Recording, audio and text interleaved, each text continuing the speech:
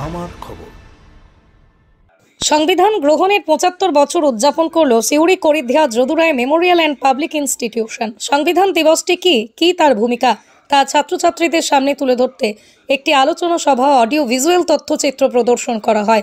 নতুন প্রজন্মের কাছে আমাদের সংবিধানের কি ইতিহাস তা তুলে ধরা হয়েছে। सदस्यों और सभा के प्रेसिडेंट के हस्ताक्षर के साथ भारत के संविधान को देश द्वारा अपना लिया गया। 26 नवंबर को ही देश में कॉन्स्टिट्यूशन डे के रूप में जाना जाता है।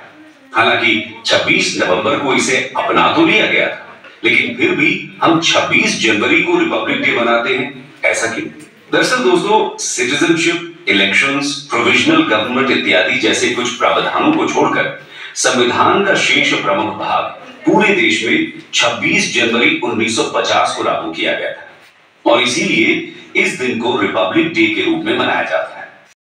করিধিয়া যদুরাই মেমোরিয়াল অ্যান্ড পাবলিক ইনস্টিটিউশনে আমাদের ডিজিটাল যে ক্লাসরুম রয়েছে সেই ক্লাসরুমে সংবিধান দিবসের একটা অডিও ভিজুয়াল ক্লাস 10, 11, 12-এর ছাত্রীদের দেখানো হচ্ছে এবং এখানেই আমি আজকে এই সংবিধান দিবসের তাৎপর্য ব্যাখ্যা করেছি। একদম ভারতের সংবিধান যে রচনার পূর্বের ইতিহাস থেকে সংবিধান রচনা এবং সংবিধান কার্যকর এবং বিভিন্ন গুরুত্বপূর্ণ বিষয়গুলোকে তুলে ধরা হয়েছে স্টেপ বাই স্টেপ। এখানে রয়েছে যে গণপরিষদের গঠন থেকে গণপরিষদের বিভিন্ন অধিবেশন, 46 সালে যে প্রথম অধিবেশন বসছে 9 ডিসেম্বর এবং 49 সালে 26শে নভেম্বর ভারতের সংবিধান গণপরিষদ থেকে গ্রহণ করা হচ্ছে এবং 1950 সালে 26শে কার্যকর করা হচ্ছে এবং এই সংবিধানের মূল যে বিষয় কতগুলি ধারা ছিল, 395টি ধারা এবং 8টি তফসিল ছিল। বর্তমানে মূল সংবিধানে 395টি ধারা, 12টি তফসিল, একটি প্রস্তাবনা রয়েছে, এগুলো পুরো ব্যাখ্যা করা হয়েছে এবং বর্তমানে তাছাড়াও এখন বিভিন্ন ধারা উপধারা মিলিয়ে 470টি ধারা এবং 12টি তফসিল ও একটি প্রস্তাবনা রয়েছে। একটা সরকারি নির্দেশ যে সংবিধান দিবস স্কুলে স্কুলে যথাযথ মর্যাদার সঙ্গে উদযাপন করতে হবে।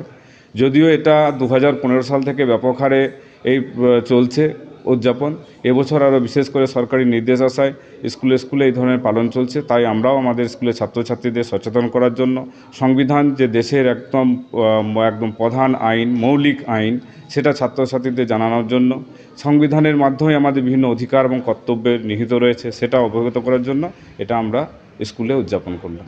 সিউড়ি থেকে সজল শেখের রিপোর্ট, আমার খবর, বীরভূম।